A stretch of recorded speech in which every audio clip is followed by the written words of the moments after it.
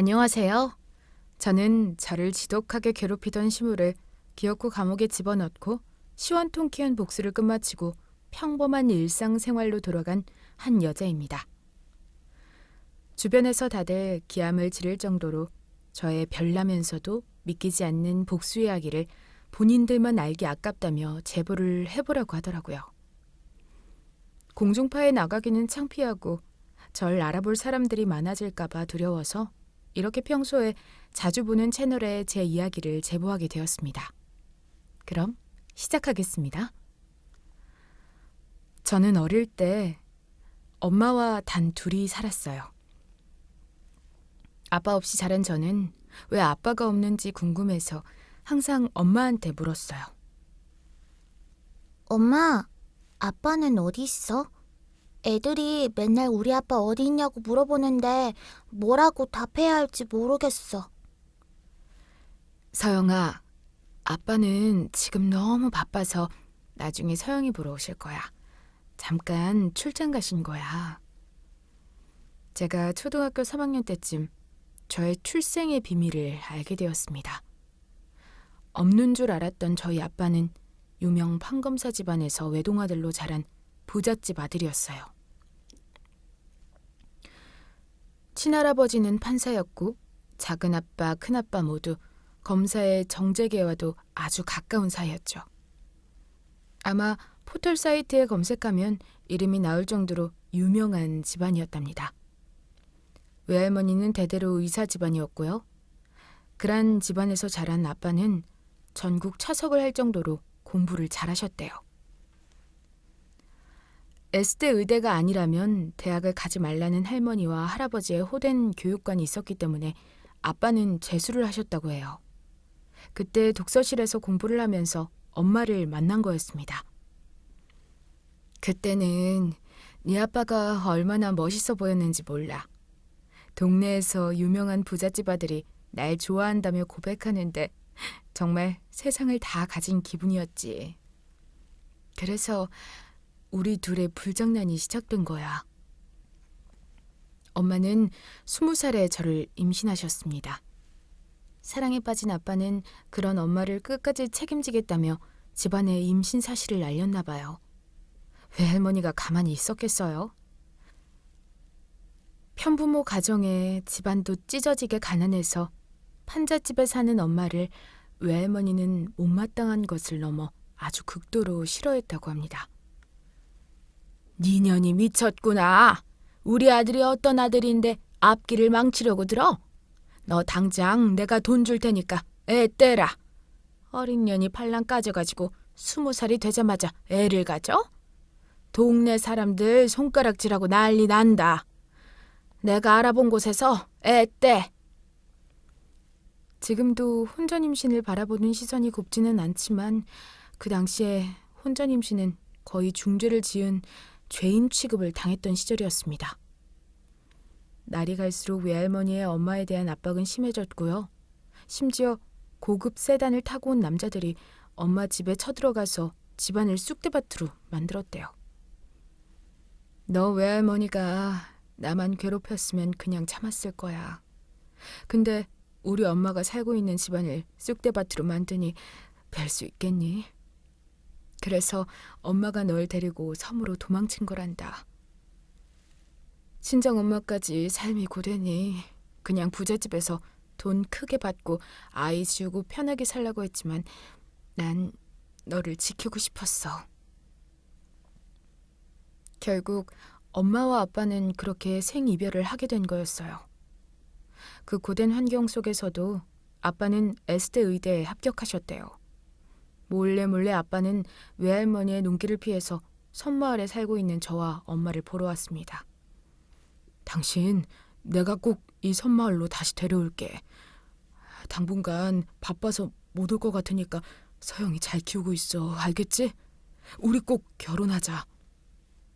엄마랑 집안 반대는 내가 언젠가 해결할 테니까.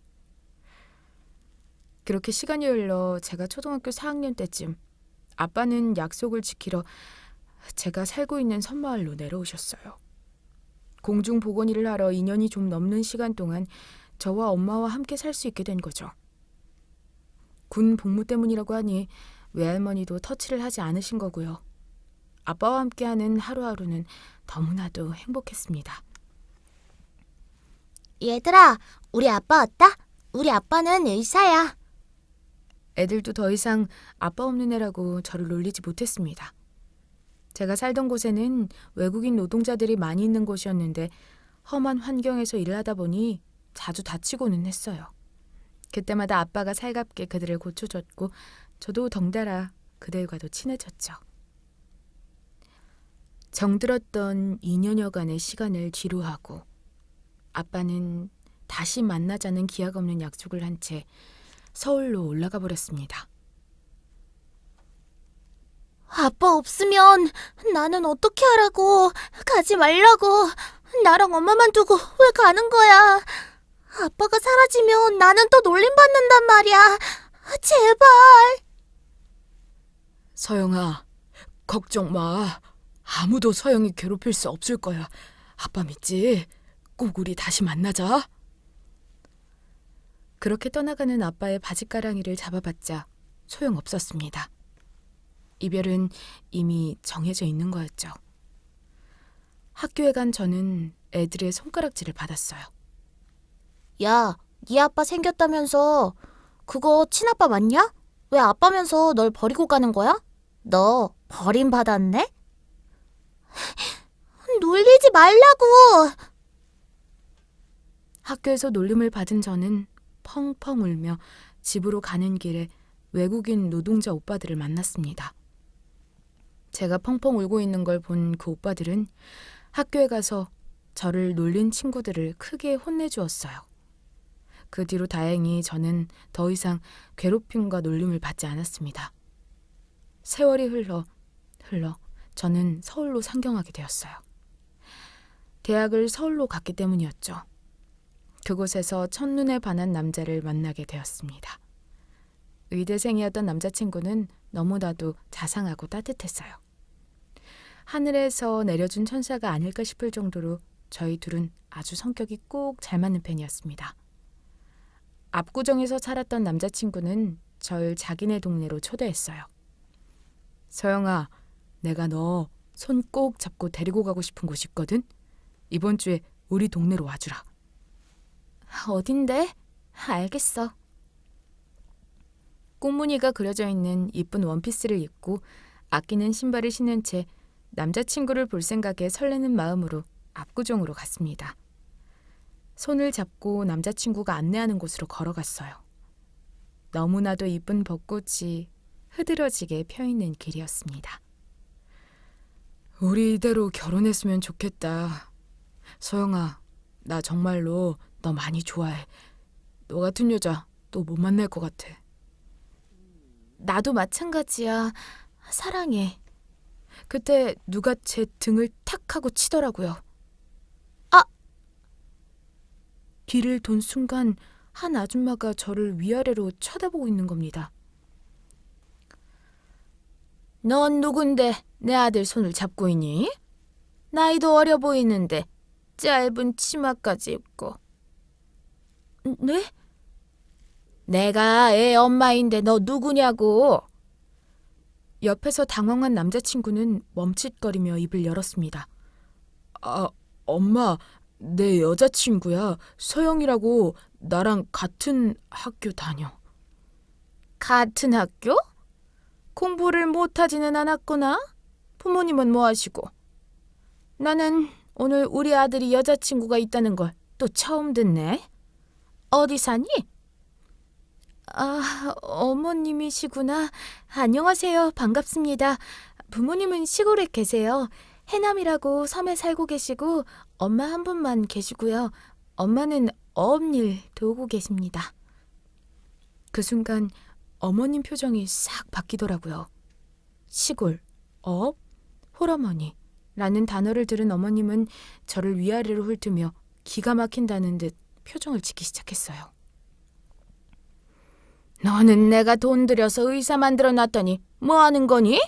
집안에 여자를 잘 들여야 하는데 어디서 촌발 날린 애를 데리고 와서 벌건 대낮에 동네에서 손잡고 걸어다니고 있어. 너 오늘 일찍 들어와라. 안 되겠다. 엄마 우라통 터지게 만드네 정말. 진땀을 흘리던 남자친구는 미안하다며 저를 먼저 집에 보냈어요. 그날 밤 어떻게 아신 건지 어머님이 저에게 연락하셨습니다. 얼굴은 순박하게 생겼더만 하는 짓은 여우구나? 우리 아들이 부잣집 아들인 건 어떻게 알았니? 네? 무슨 말씀이세요? 몰라서 묻는 거니? 태생이 압구정이잖아, 우리 아들이. 나 아들 힘들게 가졌어. 아무한테나 장가 보내려고 이렇게 정성 들여서 키운 거 아니란다. 이 정도 말하면 무슨 말인지 알겠지? 네? 그게 무슨... 헤어지라고. 연애라는 게 수준이 맞아야 지속되는 거지. 내가 봤을 때 너희 그 연애는 아니다. 헤어져라. 네? 말귀 못 알아듣니? 서울말 몰라? 촌뜨기에서만 자라서 모르니? 갑자기 저를 무시하는 발언을 쏟아냈습니다. 바닷가에서 일하는 아줌마랑 우리 집안이랑 비교가 되냐면서 엄마 흉도 보셨고요. 저는 어안이 벙벙해서 아무 말도 못하고 그저 어머님의 욕을 가만히 듣고 있었습니다. 어머니의 연락은 그날 하루로 끝나지 않으셨어요. 아들한테 헤어지겠다고 말했니? 대체 언제 말할 거야? 너 정말 여시 같구나. 우리 아들 살살 꼬드겨서 뒤에서 수작질하는 거 아니지? 그렇게 안 보였는데 생각보다 더 능구렁이야, 응? 거의 매일 저에게 저주의 말을 퍼부으다시피 하셨어요. 반항도 안 하고 어머님 이야기를 그냥 묵묵하게 늘 듣고만 있었는데 세뇌가 되더라고요. 저 같은 여자한테 지금의 남자친구는 너무나도 과분한 것 같다는 생각이 들었습니다. 몇 날 며칠을 식음을 전폐하며 고민을 한 끝에 결국 남자친구에게 연락을 했어요. 할 말이 있다는 이유였습니다. 오랜만에 만난 제가 살이 거의 10kg이 넘게 빠지고 얼굴도 수척하니 남친은 이것저것 저를 추궁하기 시작했어요. 서영아, 너 무슨 일 있었던 거 아니지? 왜 이렇게 기분이 안 좋아 보여? 살은 왜 또 이렇게 많이 빠졌어? 아무 일도 아니야. 나 잠깐만 화장실 좀 다녀올게. 화장실에 갔다 온 저는 헤어지자고 말했습니다. 그냥 조금 지치고 여러모로 힘들다는 핑계를 댔죠. 그때 남자친구가 정색을 하는 겁니다. 나 너 통화 기록 봤어. 엄마가 계속 전화해서 헤어지라고 했구나. 미안해. 내가 다 미안해.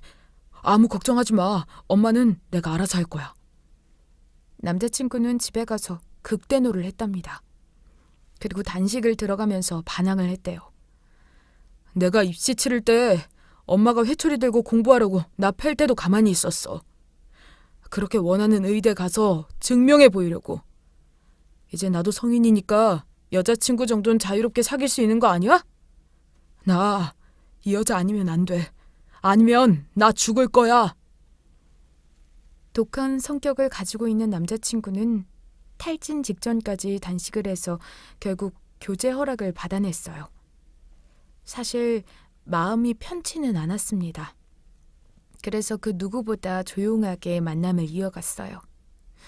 6년간의 의대 생활이 끝나고 졸업할 때쯤 제가 남자친구의 아이를 임신하게 되었다는 것을 알게 되었습니다. 피임을 철저하게 했는데도 불구하고 신의 장난인 줄 알았어요. 저는 기쁨보다 두려움이 앞섰습니다. 단순히 연애하는 것만으로도 그렇게 어머님한테 시달리고 살이 10kg나 빠질 정도로 마음고생을 했는데 아이를 가졌다고 말하면 얼마나 난리가 날지 상상이 안 갔어요. 엄마한테 말하자 엄마 또한 걱정을 무척이나 하셨습니다. 딸은 엄마 닮는다고 하더니 너도 엄마랑 똑같은 인생길을 가려고 하니 엄마는 네가 편한 인생 살았으면 좋겠다. 시댁에서 이쁨 받았으면 좋겠고 모두의 축하 속에서 아이를 낳았으면 좋겠어. 제가 아이를 포기하기를 내심 바랐던 것 같아요. 엄마도 어린 나이에 아이를 임신하고 출산하면서 너무나도 고생스러운 인생을 사셨고 저랑 비슷하게 시댁의 환영을 못 받았으니까요. 엄마, 근데 나 아이는 꼭 지키고 싶어. 엄마도 나를 지켰기 때문에 내가 세상 밖에 나와서 살 수 있는 거 아니겠어? 나도 아이한테 떳떳한 엄마이고 싶어. 내가 지금 내 뱃속의 아이를 지키지 못하면 평생 죄책감에 시달릴 것 같아. 엄마는 아무 말 못하셨습니다. 저의 뜻이 완강했기 때문이었어요. 한참을 고민하고 뭐라고 말을 해야 할지 말을 고르고 또 고르다가 결국 편지로 남자친구에게 임신 소식을 알리기로 했습니다. 이거 열어봐. 편지랑 또 선물이야. 에, 오늘 기념일도 아닌데 이게 뭐야? 무슨 좋은 일 있는 거야? 그런 거 치고 얼굴에 근심 걱정이 많은데. 기대하는 얼굴로 편지를 연 남자친구는 글을 읽어 내려가다가 멈칫하고서는 저를 꼭 안아주었어요. 뭐야, 임신했어? 미안해. 정말 미안해. 얼마나 나 몰래 마음고생했을까. 내가 지킬게.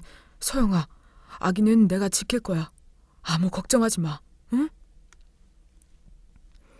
제 손이 부서져라 꼭 잡고 약속을 했습니다. 그 순간만큼은 세상에 남자친구와 저 둘이만 있는 듯한 기분이 들었어요. 뭔지 모를 확신이 들더라고요. 이 남자라면 어떠한 역경이 있어도 끝까지 함께 갈 수 있겠구나 싶었습니다. 하지만 둘 다 어머님한테 무엇라 말을 하면 좋을지 고민이 되었습니다. 아니야. 우리 엄마한텐 돌려 말해도 소용없어. 어차피 넘어야 할 산이라면 그냥 눈 한 번 꼭 감고 돌파해보자. 아이를 가졌다는데 어떻게 반대하겠어. 그치? 맞아. 나도 그렇게 생각해. 난 우리 아이 꼭 지키고 싶어. 정말로. 어머님을 찾아갔습니다. 촉이 좋으시더라고요. 너희 둘이 나를 찾아온 거 보면 무슨 말을 하려고 하는 것 같은데 굉장히 기분이 벌써부터 안 좋다. 설마 내가 생각하는 그런 짓 저지른 건 아니지? 엄마 맞아. 서영이 임신했어. 내 잘못이야. 그러니까 내가 책임지고 싶어. 서영이 힘들게 살았어. 그래서 더 사랑스럽고 지켜주고 싶어요. 다른 여자애들이랑 다르게 순수하고 떼타지 않았다고. 난 그래서 서영이가 좋아. 결혼할 거고 애 키울 거야. 이제 나도 의사니까 능력 있고 집안 손 안 벌려도 돼. 딱! 남친의 말이 끝나기 무섭게 복도에 울려 퍼질 정도로 큰 따귀 소리가 들려왔어요. 어머님이 아들의 따귀를 때린 겁니다. 아들 키워봤자 소용없다더니 네 놈이 눈 치켜 세워들고 나한테 그게 할 말이야? 넌 아직도 모르니? 저 여우 같은 년이 우리 집안 보고 너 콱 물어 잡으려고 임신한 거 아니야? 엄마, 말 조심해요. 딱! 또다시 따귀 소리가 날려 들어왔습니다. 내 눈에 흙이 들어와도 너네 결혼은 안 된다. 아기 지워. 말 같지도 않은 소리를 하고 있어. 애 임신하면 내가 알겠다. 그래, 너희 결혼해라 하고 허락할 줄 알았어? 가당치도 않은 소리로 사람 화나게 만드네 정말. 불똥은 저에게로 튀어들었습니다. 어머님은 손가락으로 제 이마를 팍팍 밀치면서 저를 깔보며 말씀하셨어요. 압구정 토박이에 사업가 집안으로 대대로 돈도 많은 귀족 혈통이랑 촌뜨기 바닷가 시골 마을에서 자란 너희 집안이랑 어울린다고 생각하니? 결혼이란 건 말이야. 너가 모르는 것 같아서 말해주는 건데 너희 둘이 좋다고 할 수 있는 게 아니란다. 집안끼리의 만남이기도 하단 말이다. 어디서 팔랑까지 년이 남자 볼 줄은 알아가지고 콱 물려고 임신을 해? 어머님이 제 어깨를 팍 밀친 덕에 저는 뒤로 발라당 까져서 넘어졌어요. 발로 저를 까려는 걸 남친이 몸을 던져서 막았고 상황은 완전히 아수라장이 되었습니다. 동네 사람들이 몰려들어와서 저희를 말리고 나서야 어머님의 화는 진정이 되었어요. 거의 저는 거짓골로 자취방에 들어가게 되었죠. 서럽더라고요. 나도 엄마 사랑받으면서 자란 여잔데 이렇게 못난이 꼴 취급을 받으니 마음이 아팠습니다. 살짝 나온 배를 쓰다듬었어요. 아가야, 무슨 일이 있어도 엄마가 너 지킬게. 알았지? 걱정하지 마. 저는 당분간 엄마네 집에 내려가 있으려고 했어요. 하지만 엄마도 평소 앓고 있던 폐질환이 악화되어서 병원에 입원해야 하는 상황이었고 여러모로 저는 쉽지 않은 상황이었습니다. 자취방에 있는 게 두려운 이유는 매일같이 어머님이 찾아왔기 때문이었어요. 쓰레기를 버리러 갈 때도 잠깐 산책을 나갈 때도 항상 제 눈앞에 나타나셔서 폭언을 퍼부으셨습니다. 기센 년, 내가 아무리 뭐라 해도 털끝 하나 안 흔들리는 년. 너가 죽나 내가 죽나 한번 해보자. 너 이리 와라. 산부인과 가서 애 때려 가자. 어머님이 제 손목을 붙잡고 질질 끌고 가려고 했어요. 어머님의 욕설이나 손찌검은 다 참아도 아이한테 위협을 가하는 행동을 하니까 그때만큼은 정말 무섭더라고요. 이거 놔요. 어머님, 이건 아니에요. 적당히 하세요. 거의 처음으로 반항을 했습니다. 어처구니가 없으셨나 봐요. 또 10원짜리 욕과 함께 손바닥으로 제 뺨을 내리치더군요. 그때 경비 아저씨가 발견하고선 아주머니, 지금 아가씨한테 뭐 하시는 거예요? 스토커도 아니고 맨날 우리 빌라 근처를 서성거리더니 이거 완전 미친 아줌마 아니야? 당장 아가씨한테 사과하시고 썩 꺼져요. 경찰에 신고하기 전에. 애아빠는 거의 집안에 감금되다시피 잡혀 있어서 저를 보러 오지도 못했고 매일같이 어머님은 저를 괴롭힌다고 욕하러 오시고 하는 날들이 반복되다 보니까 저도 점점 미래가 두려워지기 시작했습니다. 처음에는 무조건 아이를 지켜야겠다고 생각을 했어요. 하지만 현실이 녹록지 않으니 그 의지마저 흔들리기 시작했죠. 나도 정말 엄마를 닮아가는 걸까? 우리 아기는 왜 환영받지 못한 존재가 되어가는 걸까? 힘든 일은 한 번에 찾아온다고 하잖아요. 폐질환으로 투병을 하고 있던 엄마마저도 갑자기 안 좋아진 병색 때문에 돌아가시게 되었습니다. 믿기지 않더군요. 엄마, 이렇게 죽으면 어떻게 하라고? 난 어떻게 살라고? 가족이라고는 엄마밖에 없는데 세상에 나 혼자 두고 먼저 가면 어떡해? 절규하듯이 장례식장 떠나가라 대성통곡을 했습니다. 임신한 몸으로 3일 장례를 치르고 온기를 잃고 허전해진 엄마의 본가에 가서 짐을 정리했습니다. 저도 살기가 싫더군요. 그래, 이렇게 아등바등 살아봤자 뭐하겠어. 그냥 엄마 말대로 편하게 살아야지. 그래, 아이 지우고 엄마 유언대로 그냥 내 분수에 맞는 남자 만나서 시댁 사랑까지 받으면서 살자. 핸드폰도 뺏긴 남친이랑 연락도 안 되고 얼굴도 못 보니 아이를 지키겠다는 의지가 더 떨어지게 된 저는 아이를 지우기로 결심했습니다. 그때 어머님께서 저에게 문자 한 통이 왔더라고요.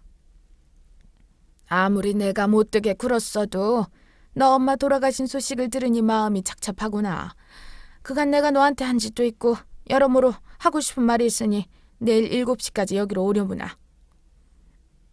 어머니는 관계 개선을 해보자면서 저에게 근교의 근처 카페 주소를 문자로 보내놓으셨습니다. 전 속으로 생각했죠. 그래, 나도 이젠 아이를 포기하기로 결심했고 평범한 삶을 살고 싶으니까 내일 어머님을 면대면으로 만나서 얘기해야겠어. 다 끝내자. 내려놓자, 서영아. 그날 밤 잠을 청한 저는 꿈에서 죽은 엄마를 보았습니다. 엄마는 저를 보면서 고개를 강하게 휘저었어요. 엄마, 왜 그래? 왜 고개를 젓는 거야? 뭔데? 꿈속에서 엄마를 붙잡으려고 해도 붙잡아지지 않았고 허공에다가 팔을 허우적댈 뿐이었습니다. 엄마는 고개를 도리도리 강하게 저으면서 점점 저로부터 멀어질 뿐이었어요. 엄마 장례 치른 지 얼마 안 되어서 꿈에 나타난 건가? 힘들다. 저는 그게 엄마가 저에게 간절하게 하고 싶은 말인 줄도 몰랐습니다. 아무것도 모른 채로 제 앞에 어떤 일이 닥칠지도 모른 채로 저는 어머님이 보낸 주소로 가게 되었죠. 버스도 안 가는 길이었습니다. 정류장에서 내려서 한 30분은 더 걸어가야 하는 곳이었어요. 으쓱하니 느낌도 안 좋고 왠지 쎄한 기분이 들어서 지금이라도 발걸음을 돌리고 싶었습니다. 안개도 뿌옇게 끼고 이곳이 맞나 싶었어요. 그때 앞에서 차가 한 대 오더라고요. 멀리서 오던 차가 점점 저에게로 가까이 오는데 제 쪽으로 돌진을 하는 겁니다. 어머, 저 차가 왜 저래? 왜 사람을 보고서도 피하지를 않아? 미쳤나? 저는 순간 몸이 얼음이 되었어요. 차가 저한테 오는 걸 알면서도 순간적으로 몸이 굳어서 피하지도 못하겠더라고요. 그렇게 그 차는 저를 박아버렸습니다. 2미터 정도 날아간 것 같았어요. 머리 뒤에는 뜨거운 무언가가 흐르는 듯한 느낌이 들었습니다. 아마 피였던 것 같아요. 쓰러졌지만 의식은 있었고 하지만 너무나도 아파서 아무런 신음소리조차 내지 못한 상황이었어요. 그때 운전석에서 운전기사가 나와서 누군가에게 전화통화를 하는 겁니다. 사모님, 차로 들이받긴 했는데 너무 세게 박은 건가 머리를 다친 것 같은데요? 일단 하라는 대로 했으니까 1억 넣어주시는 거 맞죠? 알겠습니다. 일단 얼굴도 확인해 볼게요. 전화를 끊은 기사는 제 쪽으로 걸어왔어요. 그 발자국 소리가 마치 코끼리 발자국 소리처럼 크게 들렸습니다. 너무 무서운 저는 도망치고 싶었지만 온몸이 가위 눌린 것처럼 꼼짝도 하지 않았어요. 끄악! 제 얼굴을 본 기사는 깜짝 놀라 소리를 질렀습니다. 제 주머니를 뒤지기 시작했어요. 지갑을 꺼내서 뭔가를 확인하는 것 같았습니다. 또다시 고함을 지르더군요. 끄악! 핸드폰을 꺼내 그 사모님이라는 사람한테 다시 전화를 걸었습니다. 사모님, 저 이거 안 되겠습니다. 제가 차로 들이박은 사람이 누군지 아세요? 누군지 아시냐고요? 아니까 자네한테 처리해달라고 부탁한 거 아니야. 난 죽이라고는 안 했어. 그냥 애 떨어질 정도로 경미한 교통사고만 내라고 한 거지.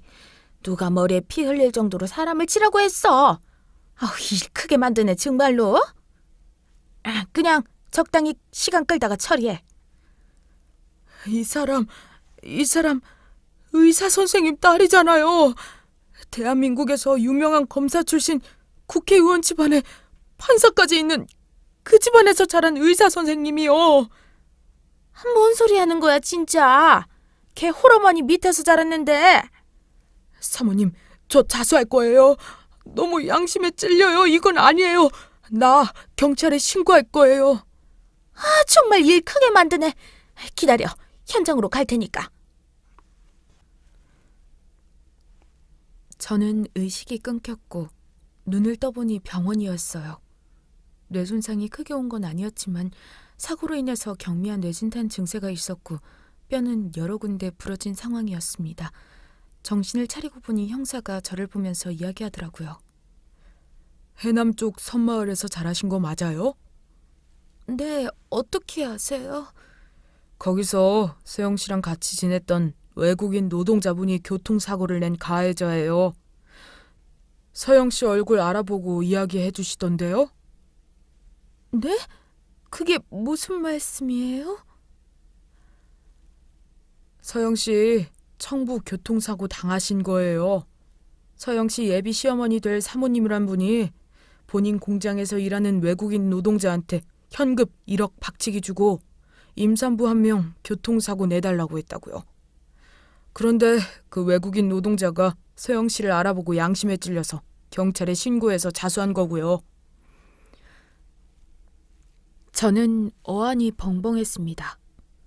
알고 보니 지금은 연락이 끊긴 저희 아빠가 섬마을에서 공중보건 일을 할 때 지극정성으로 돌봐준 외국인 노동자 한 분이 경기도로 올라가서 공장에서 불법 체류하면서 일을 하고 있었고요. 그 공장 사장님인 사모님이 돈을 건네며 저를 애떨어지게 사고 좀 내달라고 한 거였어요. 저를 알아본 노동자 아저씨는 자수한 거고요. 믿기지 않은 현실에 꿈을 꾸는 듯 했습니다. 하지만 병원에 경찰이며 형사며 사람들이 왔다 갔다 하는 걸 보고서야 현실이라는 것을 깨닫게 되었어요. 웃긴 게 뭔지 아세요? 제가 입원한 병원의 병원장이 저희 아빠였던 겁니다. 경찰이 병원에 왔다 갔다 하자 저의 입원 소식이 병원장의 귀까지 들어가게 된 거고, 이름과 사건을 확인해 보던 아빠가 저를 발견한 거였어요. 입원해 있던 저에게 달려오시더군요. 서영아, 대체 이게 무슨 일이니? 아니 어떻게 너를 여기서 만나냐? 아빠, 뭐 하시는 거예요? 아빠가 여기 왜 있어요? 서영아, 아빠가 다 설명할게. 미안하다. 정말 미안하다. 일단 너 다친 거 치료 좀 하고 하나씩 다 이야기해보자꾸나. 이제 와서 나랑 이야기를 한다고요? 나랑 우리 엄마 버리고 서울로 올라가서 연락도 10년 넘게 안 했으면서 뭘 어쩌자는 건데요. 엄만 죽었고 내 몸은 이 꼴인데. 엎친 데 덮친 격으로 안 좋은 일이 빵빵 터지니 저도 한계에 부딪혀서 고함을 지르다가 실신을 해버렸어요. 1인실로 옮겨서 안정을 취했고요. 그제서야 아빠의 이야기를 들을 수 있었습니다. 공중보건 일을 하면서 섬마을에서 엄마를 다시 만난다는 것을 알게 된 외할머니가 저랑 엄마를 해코지하겠다고 난리를 쳤대요. 아빠는 엄마와 저를 지키기 위해서 서울로 올라가 외할머니가 점 찍어둔 여자와 결혼을 하겠다 약속을 한 대신 애엄마와 저를 건들지 말라고 한 거였죠. 아빠는 서울로 올라가기 전에 친하게 지냈던 외국인 노동자분들께 목돈을 쥐어주면서 누가 저를 괴롭히면 아빠처럼 대신 지켜달라고 부탁을 한 거였고요. 그래서 제가 학교에서 괴롭힘을 당할 때 아저씨들이 저를 지켜준 거였습니다. 저와 엄마는 영문도 모르고 그저 다시 오겠다던 아빠가 연락을 끊고 잠수한 것에 분노하며 서로 둘이 꼭 의지하면서 지냈을 뿐이었죠. 그러면 연락 한 통이라도 줄 수 있잖아. 내가 없는 집안 딸이라고 얼마나 서러움을 많이 겪었는 줄 알아? 아빠 미워. 용서할 수 없다고. 미안하다. 다 미안해. 아빠가 미안해. 외할머니 돌아가시고 나서 나도 아내랑 이혼하고 모든 걸 정리된 채로 안전하게 너랑 너 엄마 만나고 싶었어. 이제 다 주변이 정리된 듯 했는데 어떻게 이렇게 만나냐. 정말 미안하다. 이젠 내가 너를 지켜주마. 아빠가 돈이 없냐, 명예가 없냐. 이제 너 무서울 거 하나 없어. 너를 든든하게 지켜준 아빠가 있는데 무슨 걱정이냐. 저도 모르게 아빠의 품에 안겨 펑펑 울었습니다. 너무나도 아빠가 미웠지만 미안하단 한마디에 마음이 녹더라고요. 아빠의 사정도 이해가 되었고요. 그런 아빠는 저와의 약속을 지키기 위해 제가 겪은 일들을 처리하려고 대한민국에서 가장 큰 로펌의 변호사들을 선임하셨어요. 의뢰인은 아무 걱정하지 마세요. 저희가 최선을 다해서 변호해드리고 법적으로 정당한 권리를 행사할 수 있도록 도와드리겠습니다. 아버님 병원이 저희랑 오랫동안 파트너 관계를 유지하고 있었기 때문에 특별히 더 신경 써드릴 겁니다. 그간 고생 많으셨습니다. 하루아침에 인생이 바뀐 기분이었어요. 긴급 구속심사로 구치소에 들어간 시모는 저에게 벨벨기면서 용서해달라고 난리를 쳤더라고요. 이야기를 들어보니 눈물, 콧물 질질 흘리면서 난리도 아니었다고 합니다. 변호사를 동원해서 만나러 간 시모는 저를 보자마자 냅다 무릎을 꿇더라고요. 미안하다. 내가 미쳤어. 난 그냥 우리 아들 귀한 줄만 알고 아들 지키려고 그런 거였는데 내가 생각이 짧았다. 한 번만 용서해주면 안 되니? 어? 앞으로 나는 살 날도 얼마 안 남았는데 놓친 애 노망났다 생각하고 선처 좀 해주려 마가. 지금 저랑 장난하세요? 해도 너무하신 거 아니냐고요. 사람을 괴롭혀도 적당히 괴롭혀야지. 이건 살인미수라고요. 그래, 미안하다고 했잖니. 정말 미안하다. 네가 의사 집안의 법조계 쪽 딸내미인 줄 알았으면 더더구나 잘해줬을 텐데. 어머님, 죄송한데 그 말씀이 더 어이없어요. 어떤 집안 딸내미건 다 귀한 사람이지 끝까지 사람 열받게 만드시네요. 그냥 감옥에서 계속 계시는 게 나을 듯 싶어요. 남자친구도 어머니의 파렴치한 행동을 듣고 저에게 무릎을 꿇고 사과했어요. 미안해, 소영아. 내가 죽을 죄를 지었어. 정말 미안해. 시모는 죽여버리고 싶을 정도로 너무나도 미웠지만 아무 잘못 없는 남자친구는 또 너무나도 여전히 사랑했습니다. 하지만 남자친구를 볼 때마다 저를 죽이려고 했던 시모가 떠올랐고 고통스러웠어요. 이 사람을 사랑하긴 하지만 평생을 함께하기엔 앞으로 살면서 시모를 계속 마주칠 것 같았습니다. 나 당신 여전히 사랑해. 그런데 어머님 때문에 못 만날 것 같아. 트라우마 떠올라서 미칠 것 같아. 서영아, 내가 약속할게. 나 엄마랑 연 끊을 거야. 나도 이젠 엄마의 꼭두각시로 못 살겠어. 하물며 내가 사랑하는 여자를 고의로 교통사고 낸 엄마는 괴물 같아서 나도 아들 노릇 안 하고 싶어. 당신 제발 한 번만 용서해줘. 용서를 해주었습니다. 조촐하게 남자친구와 결혼식을 올렸고 남친에서 남편이 된 그이는 어머님과 저의 재판에서 제 편에 서서 엄벌 탄원서를 내주기도 했어요. 행동으로 증명하는 남자였습니다. 결국 어머님은 중형이 떨어졌고 아직도 형기를 채우는 중이에요. 그리고 저를 차로 들이박은 큰 외국인 노동자는 반성문을 100통 넘게 썼고 제 앞에서 사죄를 하기도 해서 선처하는 의견을 재판장에 냈습니다. 서영 씨, 정말로 미안해요. 내가 미쳤나 봐요. 고향에 있는 아내와 엄마가 많이 아파서 돈이 필요했고 사모님이 그냥 교통사고만 내면 1억을 준다고 하길래 그래서 덥석 물었어요. 그런데 내가 사고 낸 여자가 섬마을에서 함께 웃고 울며 지냈던 서영희 씨인 줄은 몰랐어요. 서영 씨 아빠 덕분에 우리 친구들이 치료도 잘 받고 행복하게 지낼 수 있었던 건데 나 정말로 너무 미안해요. 용서해 주세요. 용서받지 못할 걸 알지만 그래도 평생 사죄하면서 살게요. 아저씨, 용서받지 못할 행동인 거 맞아요. 그리고 용서 안 할 거예요. 다만 제가 선처해주는 이유는 아저씨 가족을 위해서예요. 선처해봤자 감옥에서 형을 살아야 하는 건 맞지만 평생 반성하면서 사세요. 그렇게 저는 그들에게 하고 싶은 말을 다 쏟아내며 재판을 끌고 갔네요.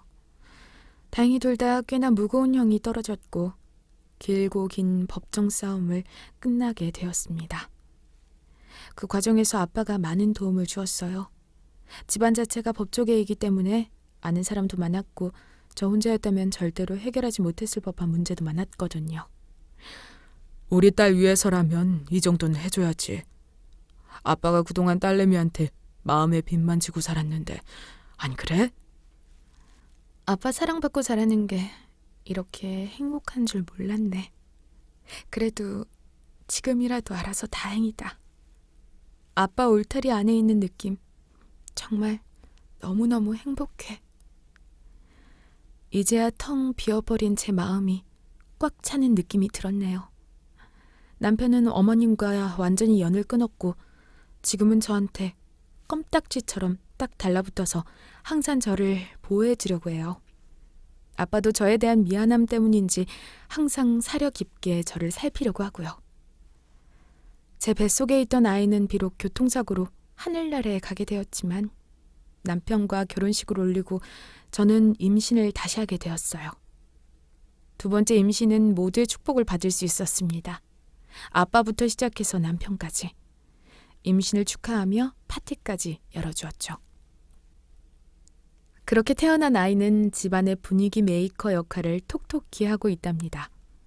아이는 벌써 8살이 되었고요.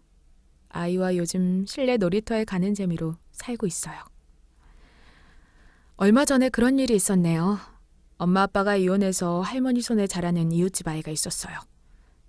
그 애가 인기 많은 장난감을 가지고 놀고 있으니 부잣집 사모님처럼 보이는 아줌마가 그 장난감 인형을 탁 뺏어서 자기 아이한테 주더라고요. 부모도 없는 거지 여긴 왜 오는 거야? 여기 급 떨어지는 소리 들리게. 순간 그 광경을 목격하자 저의 어린 시절이 떠올랐습니다. 집안 보잘것없다며 신부한테 무시당하고 사회에서 소외감 느꼈던 시절을요. 전 바로 그 아줌마 손목을 잡고 말했네요. 내가 얘 이모인데요. 아주머니 뭐 되세요? 어디서 집안 급을 따져요? 얘 친할아버지 집안이 대한민국에서 유명한 판검사 집안에 외할머니는 목동에서 대대손손으로 내려오는 의사 집안인데요. 댁내는 뭐 하시는데요? 그러자 그 아주머니는 별꼴이야 하는 표정을 짓고 깨갱하고 도망가더라고요. 아이의 할머니가 와서 고개를 조아리며 저에게 고맙다며 인사를 하셨어요. 항상 애가 부모가 없으니 기가 죽고 애들이 놀아주지도 않았는데 참 고맙습니다. 정말 고맙습니다. 아니에요. 저도 뭐 잘한 거 없어요. 우리 아이 보고 친하게 지내라고 할게요. 걱정 마셔요. 그렇게 저희 아이와 그 아이는 둘도 없는 절친이 되었고 제 딸은 엄마랑은 다른 팔자를 가지고 살게 되었네요. 저랑 엄마랑 다르게 딸아이는 어른들의 사랑을 듬뿍 받고 그 사랑을 주변에게 베풀어주는 사람이 되어서 참 기쁩니다. 고생 끝에 낙이 온다고 파란만장한 인생이었지만 이렇게 평화롭게 살기 위해서 열심히 달려왔나 봅니다. 서로 급 따지면서 내가 잘났니 너가 못났니 그런 말 하지 맙시다. 우리 모두가 소중하고 귀한 집안 딸이라는 걸 잊지 말아요. 그럼 긴 저의 이야기를 이렇게 끝까지 들어주셔서 감사합니다. 사연 여기서 마무리하겠습니다. 오늘도 좋은 하루 보내세요.